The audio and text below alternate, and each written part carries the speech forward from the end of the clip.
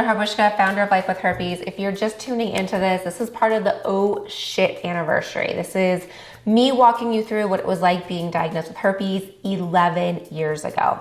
So a little bit about that. I was diagnosed with herpes, I was diagnosed with HSV1 in 2003 and HSV2 in 2011. So there's been a lot of changes in, I don't want to say 20 years.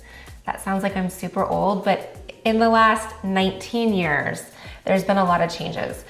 I actually, and what was interesting, when I was diagnosed in 2011, I Googled herpes and I Googled genital herpes, and a lot of the information that came up then is, I mean, it's actually really sad. Like nothing came up, and it was just, it made you feel alone. It made you feel very like a statistic, and you didn't realize how common it really was, opposed to now you can go to Google, you can go to YouTube, you can go to TikTok, you can go to Instagram. Like there's tons of information that allow people to educate and normalize it and help break the stigma. But back then, I was actually a sex educator in the 90s, and I knew about herpes. So a lot of times people will say, well, I didn't even know herpes existed. I didn't even know HSV1, HSV2. I didn't know these things. I did. Like I said, I was a sex educator in the 90s. But again, the whole thing, it just, it wasn't as commonly talked about or normalized. It was just talked about as like, oh, those people get it, right? Like you don't really want to even know about it. So let me bring you forward to what you need to know now that I didn't know back in 2011. So one of the things that's really happening now is oral herpes is ending up down there. And how is that happening?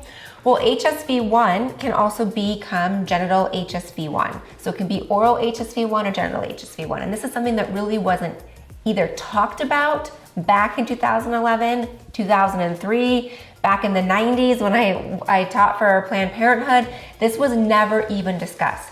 And I can't tell you how many people I talked to. In fact, this week, I had 3 emergency calls earlier this week, and 2 people on those calls had genital HSV1. So it is so common. I have some statistics here that I really want to read off. According to the WHO, there's 3.7 billion or 68% people of the world's population living with HSV1. So again, 68%, that's 2 out of 3 people, that's a lot. 3.7 billion people in the world living with HSV1. But this is very interesting. Most HSV1 infections, like I mentioned, were considered to be oral. However, now between 122 million and 192 million people are estimated to have genital HSV1. So my point is there's a lot of people now getting genital herpes that is from the oral herpes, from doing things with your mouth. Let me put it that way. All right, the next thing that I think is really important for us to know, and that I didn't realize this back in 2011, is 90% of the population will be exposed to herpes. So originally back then, especially when I was teaching sexual health in the 90s, I was like, well, I'm just never gonna come in contact with it. It's not something I'm ever gonna see. Well, it's according to the Johns Hopkins, they're saying that by the time you're 50, 90% of the population will come in contact with it. Doesn't mean you're gonna get it. It just means that 90% of people will come in contact with it.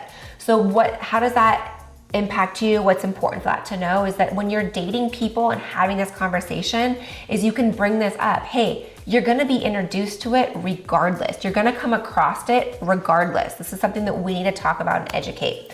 And then the final thing that I found really interesting, and I did not know this back in 2011, is 90% of the people with genital herpes will never be diagnosed. They don't know they have it. Do you know how many people that is living with genital herpes that don't know they have it? So when we hear those jokes or we hear things or like, oh, well, I don't have it, or you have it, I have it, that person might have it. Okay, so 90% of the people living with genital herpes do not know they have it. Why is that?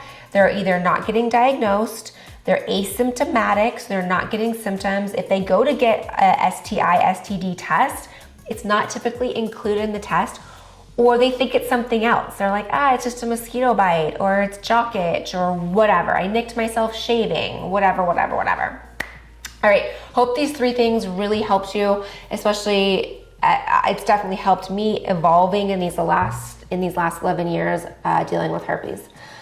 All right, let me know what questions you have. I will answer them. I will see you soon in the next video.